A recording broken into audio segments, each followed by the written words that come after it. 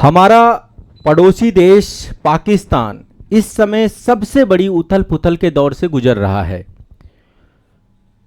लगातार गृह युद्ध जैसे हालात बनते चले जा रहे हैं। एक तरफ तो अभी आपने सुना होगा कि जाफर एक्सप्रेस को हाईजैक किया गया, ट्रेन को हाईजैक किया गया। आमतौर पे प्लेन के हाईजैकिंग की बात हम सुनते हैं, पाकिस्तान में कुछ भी संभव है। और एक चीज मैं आपको बताऊं, पाकिस्तान ने ही आतंकवाद को सह दी है, लंबे समय से आतंकवाद को पाला पोषा है, तो निश्चित तौर पे उसके परिणाम तो आने ही है और भुगत ही रहा है, पिछले कई सालों से भुगत रहा है। एक चीज मैं आपको बताऊंगा, आज आजादी के 75 वर्ष से ज्यादा साल भारत के भी हो चुके हैं और पाकिस्तान के भी हो चुके हैं। दोनों देशों में सबसे बड़ा अंतर जो आप देखने को पाएंगे, एक तरफ आज पाकिस्तान गृह युद्ध जैसे हालातों में फंस चुका है, चारों तरफ से घिर गया है। ना तो उसके अच्छे संबंध उसके पड़ोसी ईरान से हैं, ना अफगानिस्तान से हैं। इस समय तालिबान के साथ भी उसके संबंध काफी खराब हो चुके हैं। और अंदर जो है कलह जो चल रही है, एक तो आर्थिक कलह चल रही है और दूसरा इस तरीके की घटनाएं, हाईजैकिंग जैसी घटनाएं, और खासकर बलूचिस्तान वाला क्षेत्र जो पाकिस्तान से अलग होना चाहता है। और यह भी संभावना हो सकती है कि बांग्लादेश की तरह एक बार फिर से पाकिस्तान का विखंडन हो जाए और पाकिस्तान दो भागों में बंट जाए। इसकी पूर्ण संभावना है, जैसे पाकिस्तान के लक्षण है। तो एक देश अपना स्वरूप मिटाता चला जा रहा है और अपनी ही गलतियों के कारण से। स्टेट स्पॉन्सर्ड आतंकवाद, यानी दीमक जब लगती है ना, तो दीमक ही अंदर पूरे लकड़ी को खोखला कर देती है। पाकिस्तान ने आतंकवाद को जो सह दी, आज पाकिस्तान ने ही तालिबान को बनाया है। अमेरिका की सह और तालिबान और पाकिस्तान ये तिगड़ी हुआ करती थी। आज पाकिस्तान में हर जगह आतंकी ठिकाने बने हुए हैं और वो दीमक इस तरीके से लगती गई कि पूरा देश कंगाल हो गया। पूरा देश आज एक एक दाने के लिए मोहताज हो गया। तो अभी हाल ही में एक घटना हुई है, आप सभी को पता है कि बलूचिस्तान वाले क्षेत्र में जाफर एक्सप्रेस को हाईजैक किया गया। और केवल यह मुद्दा नहीं है, ये चलिए एक घटना है, बलूच लिबरेशन आर्मी BLA के द्वारा यह घटना की गई, लेकिन इसके अलावा TTP तहरीक तालिबान के द्वारा भी पाकिस्तान में कई सारे हमले किए गए हैं। मैं आपको बताऊं, ये हाईजैकिंग जब हुई है आपकी 11 मार्च की घटना है ये, इसके बाद से पाकिस्तान में पिछले 2 से 3 दिनों में 57 से ज्यादा हमले हो चुके हैं। और ये हमले, कई सारे बम धमाके हैं, कई सारे विस्फोट हैं, कई सारी फायरिंग है, कई सारे स्नाइपर अटैक हैं और अभी तक लगभग उसमें 20 से 25 लोग मारे जा चुके हैं, बहुत सारे लोग घायल हैं। जाफर एक्सप्रेस की घटना में आपको बताऊंगा, ये मामले को भी हम पूरी तरीके से समझेंगे और साथ ही मैं मानचित्रण के माध्यम से बहुत आसान भाषा में आज आपको पाकिस्तान से जुड़े हुए बहुत सारे तथ्य बताऊंगा। हो सकता है आप पाकिस्तान के बारे में बहुत कम जानते हो, है तो हमारा ही पड़ोसी, लेकिन जैसा कि मैंने आपको बताया कि भारत का जो पड़ोस है ना, वो पूरी तरीके से काफी डिस्टर्ब चल रहा है।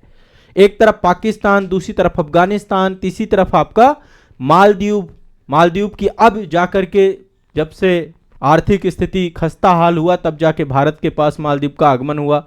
नेपाल की हालत वही है, आए दिन भारत से रूठता रहता है। बांग्लादेश की हालत आप देख लीजिए। तो जो अब आप यहां पर एक चीज मैं आपको समझाना चाहता हूं, 75 साल से ज्यादा साल हो चुके हैं। एक देश है जो विकसित देश भारत की तरफ जा रहा है। 1947 में हमें आजादी मिली थी और इसके 100 साल पूरे होने पर 2047 में हम भारत को विकसित भारत का संकल्प लेके चल रहे हैं। एक अंतरिक्ष में झंडे गाड़ रहा है, लगातार कंटिन्यूअस उपलब्धियों पे उपलब्धियां हासिल करते हुए चले जा रहे हैं। वहीं दूसरी तरफ तो आप देखिए हमारे संविधान निर्माता कितने दूरदर्शी थे। हमारे संविधान निर्माताओं के साथ साथ जो हमारे नीति निर्माता थे, जो इस देश को लेकर के चल रहे हैं, निश्चित तौर पे कई सारी समस्याएं आज भी भारत में मौजूद है, लेकिन आज भारत का स्वप्न जो है विश्व के सबसे टॉप लेवल कंट्री में जाकर खड़े होने का है और वो हम कर रहे हैं, वो हम हासिल भी कर रहे हैं। आने वाले समय पे देखिएगा भारत लीड कर रहा है आज वर्ल्ड को। वहीं दूसरी तरफ तो आप समझिए, धर्म की नींव पे बना हुआ यह देश 1971 में विखंडित हो चुका है और दोबारा उसी दहलीज में आके खड़ा हो चुका है कि पाकिस्तान 2 धड़ों में बंट जाए। तो मैं मैप के माध्यम से बहुत कुछ समझाऊंगा, लेकिन उससे पहले एक बार मैं इस घटना के बारे में आपको बताता हूं। यह घटना के बारे में थोड़ा सा समझिए, फिर मैं बताऊंगा कि अभी गृह युद्ध जैसे हालात हैं। पाकिस्तान के 4 प्रांत हैं टोटल, दो प्रशासित क्षेत्र हैं, अभी मैं मैप में आपको समझा दूंगा। 4 प्रांत है, जिसमें से 3 प्रांतों में हिंसा फैल चुकी है। बलूचिस्तान में आतंकी हमला कोई नई बात नहीं है, वहां पे आए दिन इस तरीके की घटना होती रहती है और पाकिस्तान कई बार भारत का नाम भी लेता रहता है। खुद आतंक आधारित यहां पर भारत में इतने बार हमले करवा चुका, लेकिन बार बार वो भारत का ही नाम लेगा। तो अभी बलूचिस्तान, ये बहुत पुराना इतिहास है, मैं बलूचिस्तान का इतिहास बताऊंगा। अंग्रेजों ने बीजारोपण किया इसका, जो द्विराष्ट्र सिद्धांत का थ्योरी था, और जिस तरीके से बलूचिस्तान भारत से मिलना चाहता था, लेकिन उसके बावजूद भी पाकिस्तान ने उसे अपना हिस्सा बनाया और आज भी असंतोष वहां जारी है। आज भी लगातार वहां के लोग अपने मानवाधिकारों के लिए लड़ रहे हैं। पाकिस्तान वहां पर जिस तरीके से क्रूर दमन करता है बलूचिस्तान में, उसका यह परिणाम है, ये जो ट्रेन हाईजैक हुई है। तो अभी पाकिस्तान गृह युद्ध जैसी हालात हैं, 23 जिलों में ज्यादा हिंसा फैल चुकी है। पाकिस्तान का खैबर पख्तूनख्वा का क्षेत्र हो, पंजाब का क्षेत्र हो, हर जगह पर जो है पाकिस्तान की सेना वहां के आतंकवादियों के खिलाफ लड़ाई हो रही है और ये पूरा का पूरा मुद्दा देश को गृह युद्ध की तरफ ढकेल रहा है। एक संगठन है जिसका नाम है बलूच लिबरेशन आर्मी। 1970 के दशक में इस संगठन का जन्म होता है। कई सारे कंट्री इसको आतंकी संगठन भी घोषित करते हैं, जिसमें से पाकिस्तान, ब्रिटेन, अमेरिका, ये सब आतंकी संगठन कहते हैं। पाकिस्तान जो खुद आतंकवाद का पोषक है, अमेरिका तो इसके कंधे पर बंदूक रख करके अपनी, अब आज के टाइम पे अमेरिका ने साथ छोड़ दिया है क्योंकि चीन के दामन पे जाके खड़ा हो गया और चीन को कोई फर्क नहीं पड़ता पाकिस्तान का क्या हो जाए। वो बलूचिस्तान जहां पे ग्वादर पोर्ट है, वो बलूचिस्तान जहां पे बहुत सारे खनिज हैं, वो बलूचिस्तान जो पाकिस्तान का एक नया स्वरूप बनना चाहिए, आज वो पाकिस्तान से अलग होने के लिए खड़ा है। तो बलूचिस्तान के जो पूरे नागरिक हैं, मैं अभी ट्रेन हाईजैक पे आऊंगा, बलूचिस्तान के नागरिक 1947-48 से ही पाकिस्तान का हिस्सा नहीं बनना चाहते थे और पाकिस्तान ने इन्हें दोयम दर्जे का नागरिक बना रखा है। लगातार यहां पे लोगों के ऊपर नरसंहार होता रहता है, लोगों का जो है दमन किया जाता है, तो बहुत सारी कंडीशंस हैं। तो जो बलूच लिबरेशन आर्मी है उसके द्वारा एक अलग मुल्क की मांग की जा रही है। लगातार उसी आधार पे पाकिस्तान यहां पर जो है दमन करता है और यहां पर लगातार ये घटनाएं होती रहती हैं। ठीक है, अब हम थोड़ा सा आगे आते हैं, चीजों को थोड़ा समझने की कोशिश करते हैं कि हाल फिलहाल में क्या घटनाक्रम हुआ जिससे मुद्दा पूरी तरीके से आगे आ गया। ये पूरे मुद्दे को समझिए पहले एक बार। ये ट्रेन हाईजैक की घटना है। बलूच विद्रोहियों ने बलूचिस्तान में पेशावर से जाने वाली एक ट्रेन का अपहरण कर दिया और ये दक्षिण एशिया में घटने वाली अपनी एक पहली घटना, और इस तरीके की घटनाएं पाकिस्तान में हो सकती, पक्का हो सकती है। इसमें लगभग 450-500 के आसपास यात्री थे। इनको पहले बंधक बनाया गया। बंधक बनाने के बाद इसमें जो सैन्य कर्मी थे फिर उनको बंधक बनाया गया। लगभग 182 जो है सैन्य कर्मियों को बंधक बनाया गया। वैसे तो अब जो है पूरा का पूरा इस मामले को वहां की सेना ने, पाकिस्तान की सेना ने कब्जे में ले लिया है। अब ये पूरा का पूरा मामला हाईजैकिंग खत्म हो चुकी है, लेकिन इस पर कोई स्पष्ट जानकारी नहीं है। बीएलए के सदस्य कहते हैं कि हमने सारे सैन्य कर्मियों को मार दिया, 200 लोगों को मार दिया, जबकि वहां की सेना कहती है कि हमने सभी को अभी रिहा करवा लिया है। तो यहां पे अलग अलग बातें हैं, अलग अलग बयान हैं, अलग अलग चीजें हैं। ठीक है, उसके बारे में हम डिस्कस करेंगे। तो ये घटना है 11 मार्च की, यानी कि 2025 11 मार्च की घटना है। बलूचिस्तान लिबरेशन आर्मी के द्वारा विद्रोहियों ने क्वेटा के दक्षिण में, क्वेटा एक जगह है, मैं अभी क्वेटा मैप में दिखाऊंगा आपको, मैं पूरा मानचित्रण कराऊंगा, उसके पहाड़ी क्षेत्र से जाफर एक्सप्रेस नामक एक ट्रेन को रोक करके यहां के यात्रियों को सभी को बंधक बना लिया गया। बीएलए ने 20 पाकिस्तानी सैन्य कर्मियों को मारने के लिए साथ ही सैन्य ड्रोन को मार गिराने का भी दावा किया है। 182 लोगों को बंधक बनाया गया था बाद में, जिसको बाद में पाकिस्तान की सेना के द्वारा उनको रिलीज कर लिया गया। ठीक है, लेकिन इसके बारे में बहुत स्पष्ट जानकारी हमें नहीं पता है। ठीक है, पाकिस्तानी सेना कहती है कि हमने बहुत सारे आतंकवादियों को मार दिया, इधर के लोग कहते हैं कि हमने सैन्य कर्मियों को मार दिया, इतने लोगों को बचा लिया। ये अलग अलग चीजें चल रही हैं। ठीक है, तो ये 9 डिब्बों वाली पूरी ट्रेन थी। लगभग कैपेसिटी इसकी 500 लोगों की कैपेसिटी थी, तो अप्रॉक्स यही समझ लीजिए। और ये ट्रेन आपकी जो है क्वेटा से पेशावर जा रही थी। तभी जो है बोलन क्षेत्र में इसको जो है निशाना बनाया गया और इसको जो है अपने कब्जे में ले लिया गया। ये तो देखो मैटर है पूरा का पूरा। और इसका रेस्क्यू ऑपरेशन हो चुका है। अब ये पूरा का पूरा मामला वहां की सेना के कब्जे में है। जो हमारे काम की बात है, ये तो खबर है, ये घटना है, लेकिन ये घटना बहुत पुरानी है। मतलब जो बीएलए का मामला है, बलूचिस्तान लिबरेशन आर्मी का मामला, वो आज का नहीं है। बलूचिस्तान की मांग का मामला आज का नहीं है। इसके लिए एक बार पाकिस्तान की ज्योग्राफी को आपको समझना पड़ेगा, और मैं एक बार मानचित्र लेकर चलता हूं और फिर पाकिस्तान के थोड़ा इतिहास पे चलते हैं। देखिए पाकिस्तान के हालात, ये आर्थिक हालात हैं, महंगाई चरम पर है, लोगों की हालत बहुत खराब है, खस्ता हालत है। अभी मैच हुआ था वहां पे, है ना, भारत चैंपियंस ट्रॉफी पाकिस्तान में इस बार आयोजित की गई, लेकिन भारत ने जब उसमें मना कर दिया तो सारे मैच दुबई में खेले गए और बहुत बुरी कंडीशन है। पाकिस्तान में अफगानिस्तान की सीमा से भी लगातार कई सारी हिंसाएं हो रही हैं। जिस तालिबान को पाकिस्तान ने पाला पोसा था, आज वही तालिबान लगातार वहां पर हथियारों की तस्करी कर रहा है। बलूचिस्तान लिबरेशन आर्मी को हथियार पहुंचाए जा रहे हैं, साथ ही ड्रग्स की तस्करी हो रही है वहां से, साथ ही आर्थिक संकट और राजनीतिक अस्थिरता का माहौल लगातार बना हुआ है। पाकिस्तान सरकार अब अस्तित्व की लड़ाई लड़ रही है, एसओएस की कंडीशन में है। अमेरिका से कोई मदद नहीं है। तो कहीं ना कहीं पे बलूचिस्तान का मुद्दा इसके लिए नासूर बनता जा रहा है, और इस समय पर, यह समय पाकिस्तान के लिए हालात अच्छे नहीं है, हालात बहुत बुरे हैं। यहां के लोगों की कंडीशन, आटे के लिए, चावल के लिए, दाने दाने के लिए लोग यहां पे मोहताज चल रहे हैं।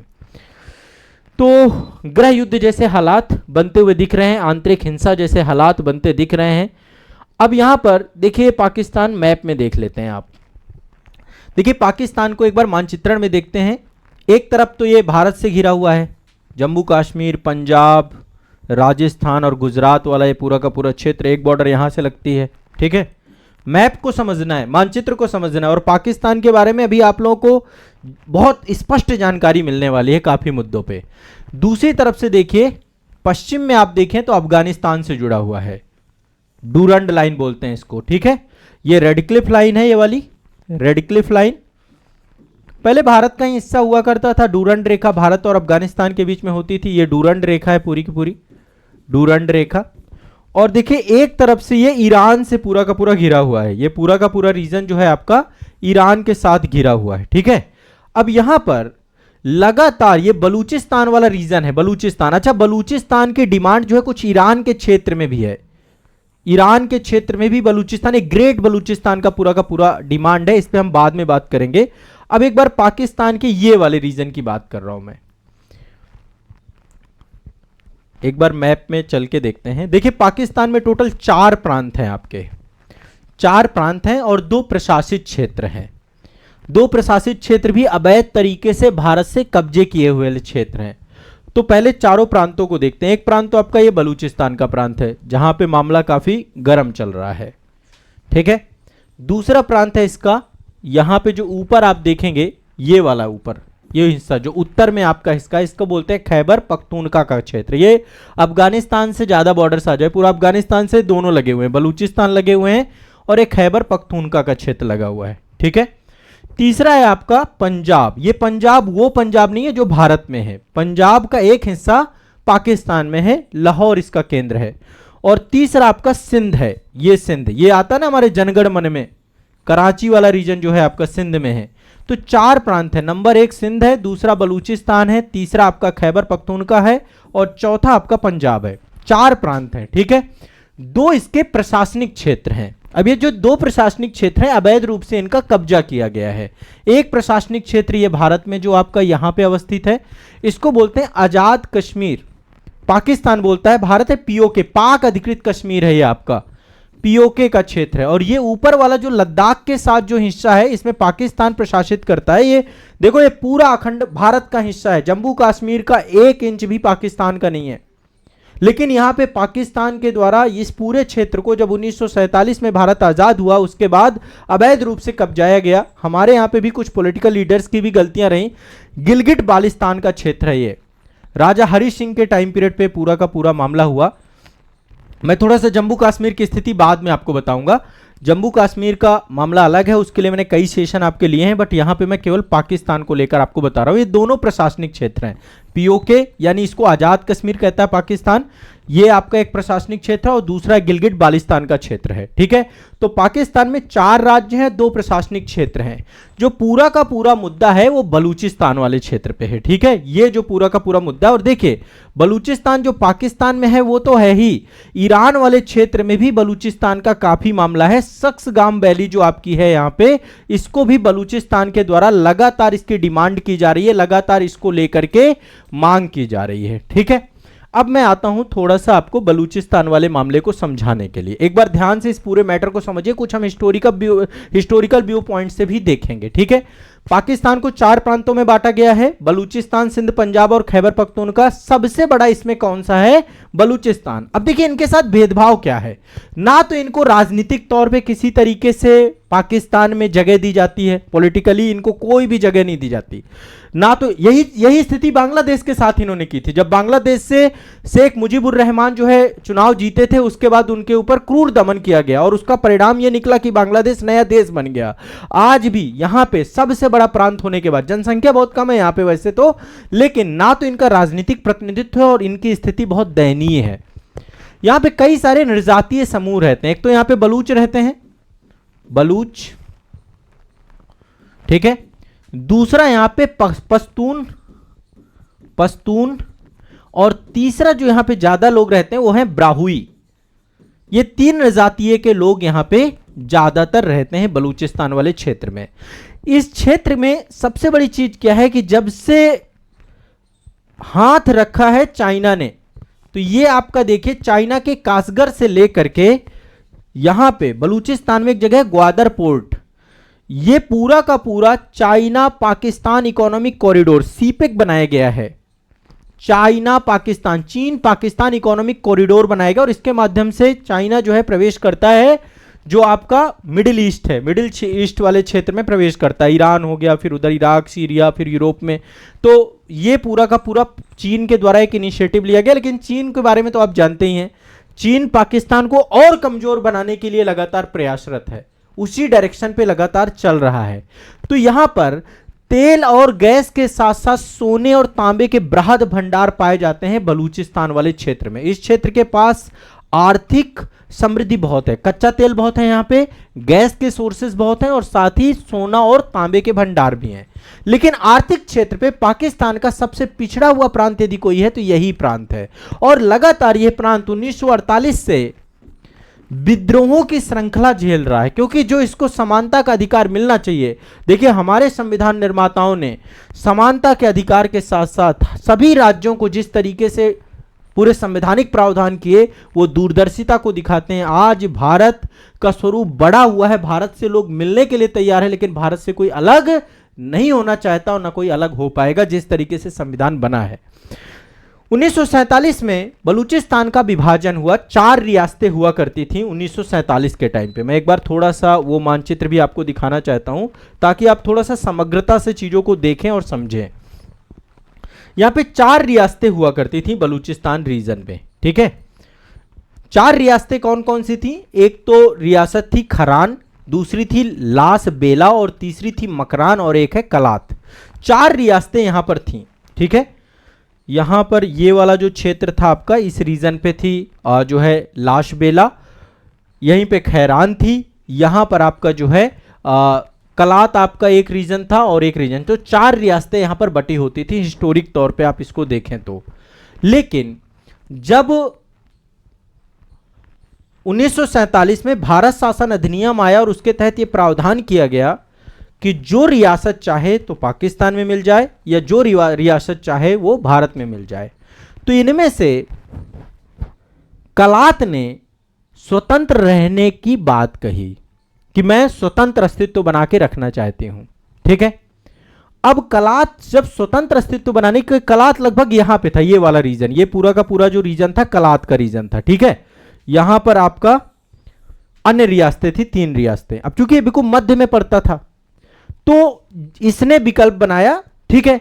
लेकिन मोहम्मद अली जिन्ना ने लगातार प्रयास किए। 11 अगस्त 1947 को कलात ने मुस्लिम लीग के साथ एक संधि कर ली, उसमें हस्ताक्षर कर ली और इसकी मान्यता भी दे दी गई कि यह स्वतंत्र रहेगा। जिस तरीके से जम्मू कश्मीर का मामला काफी लंबे समय बाद सुलझा, वैसे ही इसको मुस्लिम लीग के द्वारा, जिन्ना साहब के द्वारा इसको स्वीकार लिया गया कि ये आपका जो है स्वतंत्र देश के तौर पे रहेगा। लेकिन इस मान्यता के बावजूद भी अंग्रेजों ने एक ज्ञापन जारी किया जिसमें कहा कि कलात को जो है मतलब कलात एक अलग राज्य के तौर पे नहीं रहेगा, अंतर्राष्ट्रीय जिम्मेदारियों के लिए ये तैयार नहीं है, इसलिए इसको पाकिस्तान में मिल जाना चाहिए, ऐसा बोला अंग्रेजों ने। ठीक है, लेकिन फाइनली हुआ क्या इसका?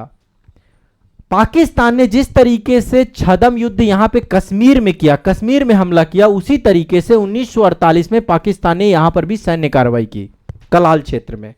ठीक है, 26 मार्च 1948 को पाकिस्तान सेना बलूच तटीय क्षेत्रों में, जैसे एक जगह थी पसनी, जीवानी, तुर्बत, इन सभी जगहों पे उसने जो है हमला किया और हमला करने के बाद इस पूरे क्षेत्र पे अपना कब्जा कर लिया। ठीक है, लेकिन तब भी कलात जो है पाकिस्तान के साथ मिलने के लिए तैयार नहीं था, लेकिन मजबूरन बस कलात को पाकिस्तान के साथ विलय किया गया। और जब ये विलय हुआ, पाकिस्तान के द्वारा सैन्य कार्रवाई की गई, तो सैन्य कार्रवाई के कारण से लगातार यहां पे उग्रवाद और असंतोष की गतिविधियां, उग्रवाद और असंतोष पनपना चालू हुआ। आज जम्मू कश्मीर में जो स्थिति है आप देख पा रहे हैं, वहां पर भी स्थिति बहुत असामान्य रहती है और वो पाकिस्तान के द्वारा समस्या को उपजाया गया। वहां पे पाकिस्तान के द्वारा कब्जा करके उस पूरे क्षेत्र पे अवैध अतिक्रमण किया गया। लेकिन जो बलूचिस्तान वाला क्षेत्र था, इसका बलपूर्वक एकीकरण किया गया और कलात में पाकिस्तान के विलय से बलूच लोगों में असंतोष और प्रतिरोध की भावना उत्पन्न हुई। कई राष्ट्रवादियों ने इस एकीकरण के खिलाफ अपनी स्वायत्तता और सांस्कृतिक पहचान के लिए इसको विश्वासघात के तौर पे देखा और यहां पर बीज पड़ गए उग्रवाद के, और वो उग्रवाद का स्वरूप आज भी देखने को मिल रहा है।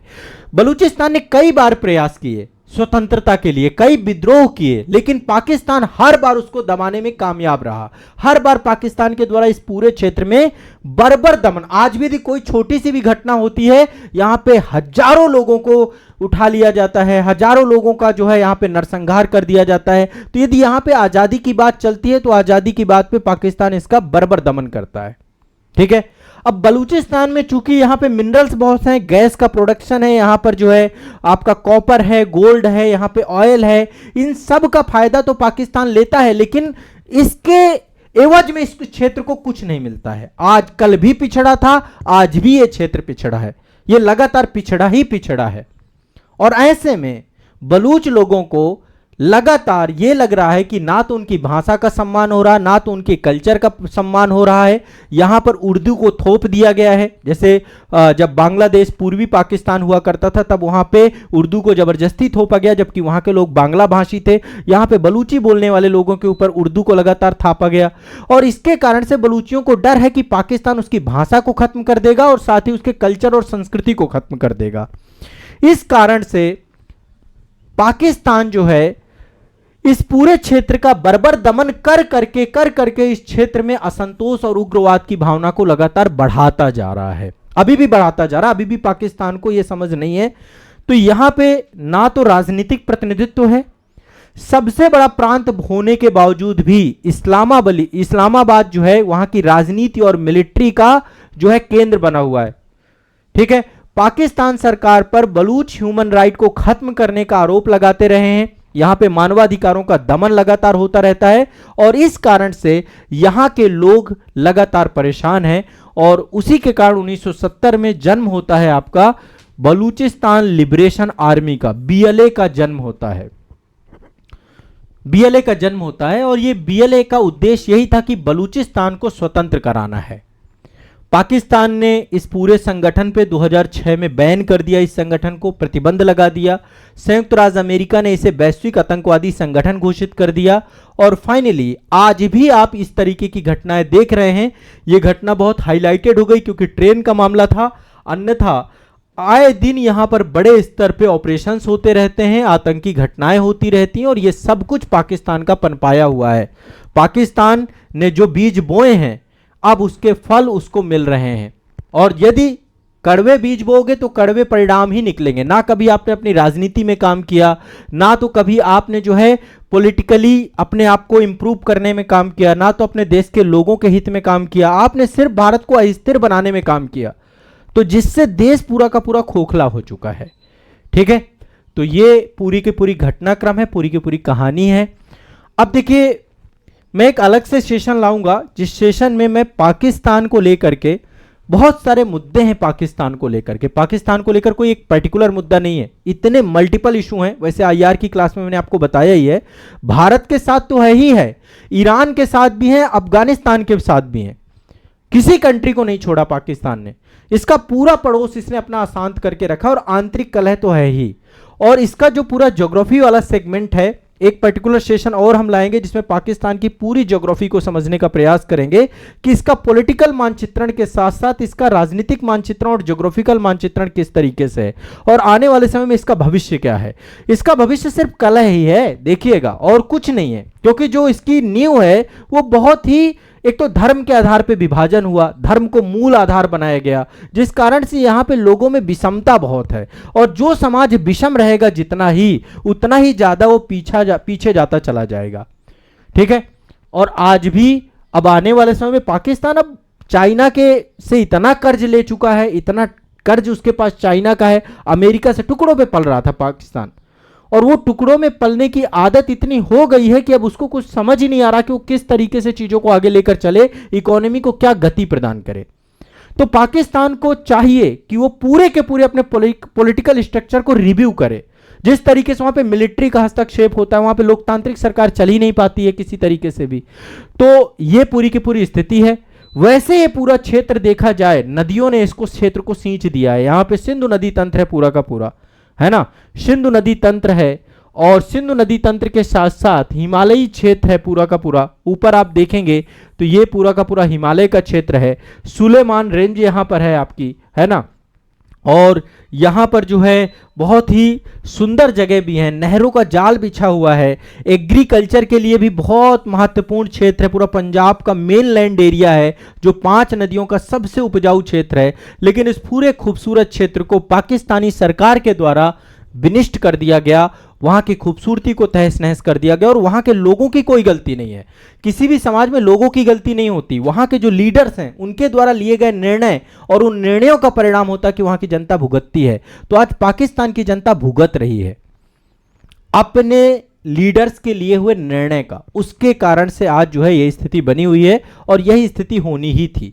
ठीक है, तो ये पाकिस्तान का पूरा मामला है। मैं चाहता हूं कि मानचित्रण में आगे हम 1-2 लेसन में पाकिस्तान का पॉलिटिकल और फिजिकल मानचित्रण को देखेंगे, डिटेल में समझने का प्रयास करेंगे। ठीक है, चलिए, इसको लेकर आप लोग भी अपनी प्रतिक्रिया दीजिएगा कि आप लोग क्या सोचते हैं, आप भी मानचित्र मतलब बताइएगा। बाकी मैं अगले सेशन में आगे के डिस्कशन करूंगा इससे जुड़े हुए।